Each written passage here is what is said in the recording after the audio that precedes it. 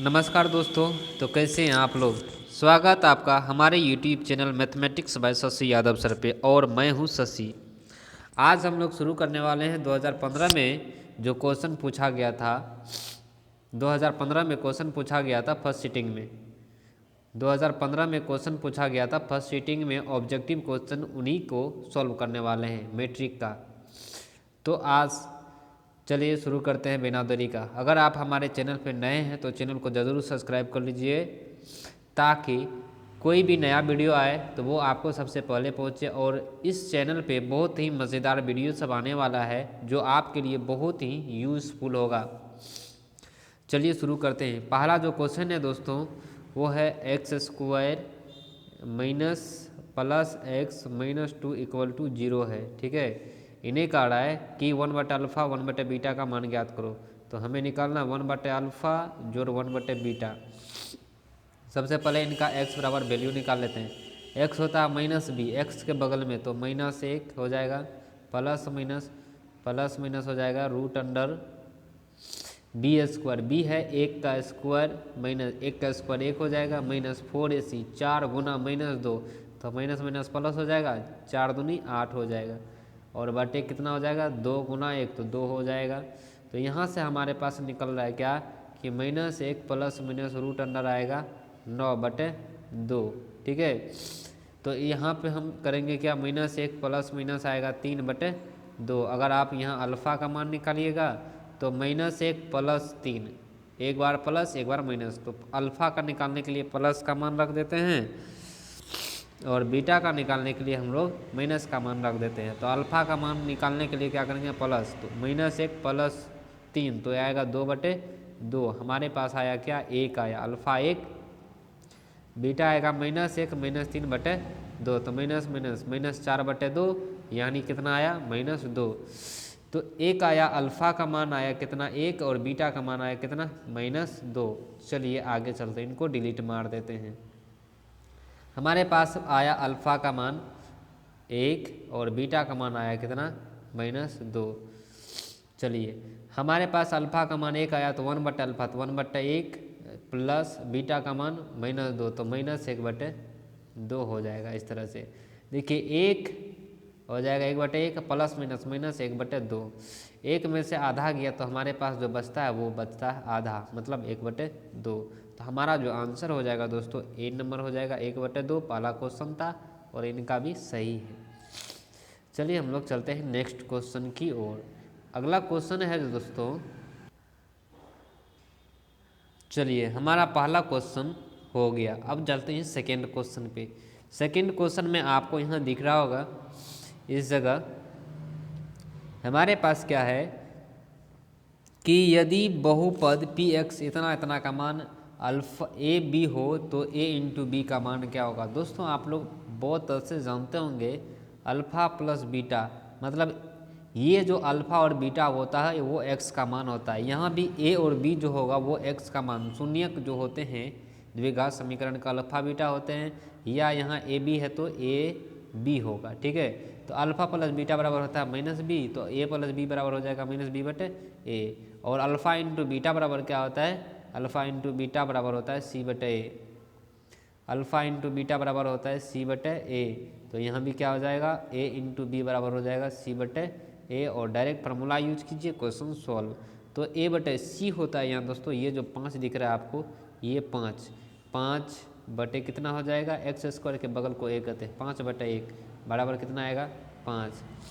तो हमारा ये आंसर हो जाएगा क्या, 5 हो जाएगा बी का। इस तरह से आप देखें कि पहला क्वेश्चन और दूसरा क्वेश्चन मेरा सॉल्व हो चुका है। चलिए तीसरा क्वेश्चन में, दो परिमेय संख्या के बीच कितनी परिमेय संख्या हो सकती है। दोस्तों इस तरह का क्वेश्चन आप देखे होंगे 2011 या 12 का जो सॉल्यूशन किए हैं उसमें भी ये सेम क्वेश्चन है, इसमें भी ये सेम क्वेश्चन है। तो चलिए इस पे हम लोग इसका जो है क्या कर लेते हैं, तो दो परिमेय संख्या, जैसे हम मान लेते हैं कि हमारे पास 1 और 2 है, ये दो परिमेय संख्या है, तो इनके बीच कितनी अपरिमेय संख्या हो सकती है, इनके बीच करोड़ों अनंत परिमेय संख्या हो सकती है, अनंत, इनका आंसर अनंत। समझा देते हैं कैसे होता है, देखिए जैसे 1 के बाद हम लोग लिखते हैं 1.1 1 लिखते हैं। इसको उड़ाइए कि बटे में कितना आता है 10, 1.2 लिखते हैं, 1.1, 2, 3, इस तरह से करोड़ों आप लिखते हैं, अनंत तक लिख सकते हैं, जिनका हम कुछ नहीं कर सकते। कितनी परिमेय संख्या हो सकती है, कितनी परिमेय संख्या हो सकती है, तो अनंत परिमेय संख्या हो सकती है। एक और देखो, जैसे हम लिखना है 1.1, 2, 3, 4, 5, इस तरह से, फिर 1.1, 2, 3 कुछ लिख दिए, 1.5, 6, 7 कुछ लिख दिए, लेकिन 2 से कम और 1 से ज़्यादा होना चाहिए, ऐसा अनंत संख्या हो सकती है। तो ये भी आ गया हमारा, ये सही, ये सही, ये तीनों। चौथा नंबर है, किसी बारंबारता का बहुलक होता है। क्या होता है बहुलक? मान लीजिए अगर कोई क्वेश्चन दे दिया 1, 1, 2, 2, 2, ठीक है, यहाँ दे दिया 4, 5, तो इसमें पूछेगा कि बहुलक क्या है। जो सबसे अधिक होता है वो होता है बहुलक। तो यहाँ 3 को 2 कितना 3 बार सबसे ज़्यादा है, तो यहाँ इसका बहुलक हो जाएगा 2। तो सब क्या होती है, अधिकतम बारंबारता वाला। क्या होती है दोस्तों? अधिकतम बारंबारता वाला। तो ये सी हो जाएगा। चलिए नेक्स्ट क्वेश्चन जो हमारा है दोस्तों वो है, यदि समांतर चतुर्भुज की सभी भुजाएं एक वृत्त को स्पर्श करें तो वह समांतर चतुर्भुज होगा। वह समांतर चतुर्भुज क्या होगा?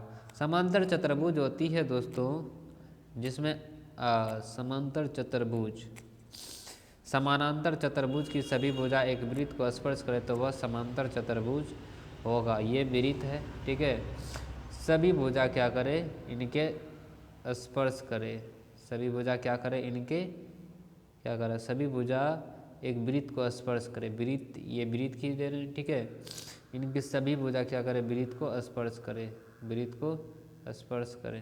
तो ये क्या हो सकता है? चलिए अच्छा से फिगर बनाते हैं हम लोग। मान लीजिए ये कोई वृत्त है, ठीक है, और यहाँ से हम खींचते हैं, इनका सभी भुजा क्या करे, इन वृत्त को स्पर्श करे, वृत्त को क्या करे, स्पर्श करे। तो ये हमारा जो हो सकता है दोस्तों वो एक ही चीज़ हो सकता है, वो हो सकता है समचतुर्भुज। क्यों हो सकता है इस बात पे भी हम लोग चर्चा कर लेते हैं। समचतुर्भुज वो होता है जिसकी सभी भुजा क्या होती है, बराबर होती है। कोण 90 डिग्री हो या नहीं हो उससे हमको कोई मतलब नहीं है।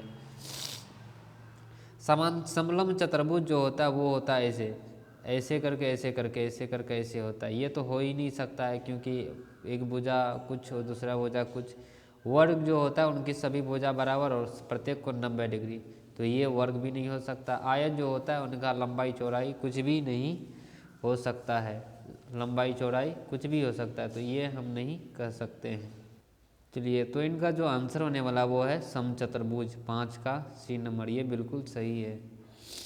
चलिए अगला क्वेश्चन है, बिंदु इतना की दूरी मूल बिंदु से होगी। इनकी दूरी क्या होगी? मूल बिंदु जो होती है, मान लीजिए ये मूल बिंदु है ए, तो इनका होता है 0,0, ठीक है, और दूसरा जो होता है वो बिंदु है 2, 3, तो इनके बीच की दूरी क्या होगी? x², तो 2 का स्क्वायर जोड़ 3 का स्क्वायर, तो ये हो जाएगा कितना, 2 दूनी 4, 3 तिया 9, 9 4 16, 4 9 4 13, √13 हो जाएगा, 9 4 13, तो √13 हो जाएगा। तो ये हमारा जो आंसर होगा सी नंबर बिल्कुल सही होगा। कितना हो जाएगा?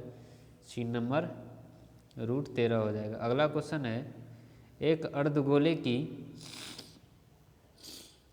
क्वेश्चन को ऊपर कर लेते हैं। एक अर्धगोले का आयतन 194 इतना सेंटीमीटर है, तो अर्धगोले का कुल पृष्ठ क्षेत्रफल क्या होगा? चलिए इनको सॉल्व कर लेते हैं। कुल पृष्ठ, चलिए शुरू करते हैं। सबसे पहले हम लोग इनका जो अर्धगोले का आयतन दिया गया है, अर्धगोले का आयतन बराबर फार्मूला के बारे में जान लेते हैं।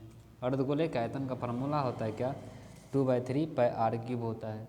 तो 2/3 पाई आर क्यूब, इनका बराबर जो दिया गया है वो है 194.04, 194.04 है। और यहाँ से जब आप आर का मान निकालिएगा तो ये हो जाएगा कितना, देखिए पाई का मान होता है 22/7, तो 22/7 तिया 21, 21 आर क्यूब बराबर हो जाएगा 94.04, 194.04 होगा, ठीक है। और आर क्यूब बराबर आप लोग निकालिएगा तो ये हो जाएगा 194.04 बटे में हो जाएगा 22 गुना 21। आप 22 से इसको कटाइएगा, ये 22 नीचे ऊपर जाएगा 21 गुना 21 ऊपर होगा, और इसको कटाइएगा तो ये कटेगा कितना, 441 बार में। तो हमारे पास जो आएगा R³ बराबर वो आएगा 441 गुना 21, और 441 को लिखते हैं हम लोग 21 गुना 21 गुना 21, ठीक है। और इस पे क्या कीजिएगा, ये R बराबर हो जाएगा क्यूब रूट, तो 3 को 21 से 1 को 21 निकल जाएगा, तो ये R हमारा निकल गया कितना, 21 निकल गया। अब R जब 21 निकल गया तो आप क्या करें यहाँ पे, अब R जब 21 निकल गया, चलिए आगे जो हम लोग ने R बराबर निकाला 21, तो दोस्तों इनका जो अर्धगोला का कुल पृष्ठ क्षेत्रफल होता है, कुल पृष्ठ क्षेत्रफल होता है 3πr का स्क्वायर होता है, 3πr स्क्वायर कुल पृष्ठ क्षेत्रफल होता है, संपूर्ण पृष्ठ क्षेत्रफल या कुल पृष्ठ क्षेत्रफल। तो इनका कीजिएगा 3 गुना 22/7 गुना 21 है, तो 3 को 21 से गुना, 2 को 21 से गुना कीजिएगा, इस स्क्वायर 7 का स्क्वायर R स्क्वायर है, तो ये कटेगा 3 बार में। तो अगर आप 3 गुना 22 21 गुना 22 गुना 3 करते हैं तो आपका जो इसका आंसर आएगा वो आएगा कितना, 41 सेंटीमीटर स्क्वायर आएगा। तो आप यहाँ से देख सकते हैं हमारा जो आंसर है वो आ जाएगा ए नंबर, 7 का ए नंबर 41 बिल्कुल सही है ये भी। अगला क्वेश्चन है, निश्चित घटना की प्रायिकता होती है, निश्चित घटना की प्रायिकता क्या होती है, एक होती है इसकी प्रायिकता, ये तो प्रायिकता में आप लोग पढ़े, इसमें क्या थ्योरी पढ़े। अगला है 9 नंबर में 1 + tan स्क्वायर थीटा का मान क्या होता है, 1 + tan स्क्वायर थीटा का मान sec स्क्वायर थीटा, ये फार्मूला है। 1/√3 किसका मान होता है, 1/√3 किसका मान होता है, तो 1/√3 होता है tan 60 का मान होता है, तो tan 60 π/6 छतरी का 30 नहीं tan 30 का मान होता है, कितना tan 30 का मान, tan 30 का मान होता है कितना दोस्तों, ये होता है नहीं 1/√3 और 30 को लिखते हैं π/6। तो आप यहाँ से देखिएगा कि tan π/6 का मान क्या हो जाएगा, ये हो जाएगा 1/√3 आंसर में, तो इसका हो जाएगा tan π/6 हमारा बिल्कुल आंसर सही है। आशा करते हैं आप ये समझ गए होंगे, अगर समझ में आया तो अच्छी बात है। अगर हमारे चैनल पे नए हैं तो आप चैनल को ज़रूर सब्सक्राइब कर लीजिए, क्योंकि इस चैनल पे और बहुत से वीडियो आने वाला है जो आपके लिए बहुत ही यूजफुल होगा। अब दोस्तों हम लोग जो कल शुरुआत करने वाले हैं वो होगा 2015 सेकेंड सीटिंग का क्वेश्चन, और 2016 के फर्स्ट सीटिंग, सेकेंड सीटिंग, 2017 के फर्स्ट सेकेंड, 18 के फर्स्ट सेकेंड, 19 के फर्स्ट सेकेंड, 20 के फर्स्ट सेकेंड, 21 का फर्स्ट सेकेंड, 2021 तक का डिस्कशन होगा। और चैनल पे नए हैं तो चैनल को सब्सक्राइब कर लीजिए, साथ में और ही सब्जेक्ट का आएगा और दूसरे सब्जेक्ट का भी आएगा, तो इंतज़ार तो करना ही होगा।